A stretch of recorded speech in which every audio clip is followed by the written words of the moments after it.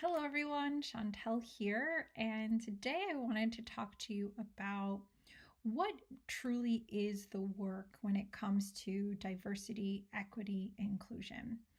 And I've been talking a lot about this, and what I believe truly is the work on ourselves, and how we apply it to the workplace and how we also integrate it and embody it. And so, what is this work? So, the question here is, how have I unconsciously contributed to a systemic racism system, for example? That's the question that we really want to ask ourselves, is how have I unconsciously contributed to a problem?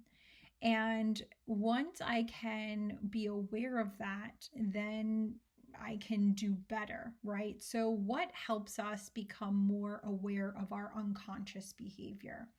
And so, what I have found to be very helpful in terms of recognizing things is actually through reading books that trigger things that you are normally not aware of. So, if, for example, being silent or maybe seeing a racist act or comment and not saying anything, or afraid to say something for what could be the repercussions on yourself.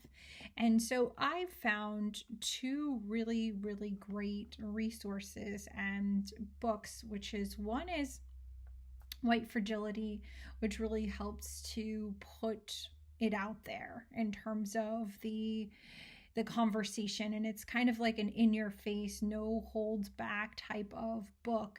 And the other one that I would recommend is Me and White Supremacy, and I'm currently reading that book as well. And those two books are really profound. And the Me and White Supremacy is more of like a workbook, if you will. It's a workbook that kind of helps you go through each day. It's like a 28-day challenge that helps you to kind of focus on one thing at a time, and it helps to dig deeper into certain topics and certain issues. And by leveraging these types of resources, it can really help to uncover what we kind of hide and we don't actually want to recognize. And I also want to say this, which is very important, as these books are not meant to shame anybody. It's not meant to make you feel bad. It's not meant to try to, just make you into a bad person or anything. Like, that's not what this is about at all.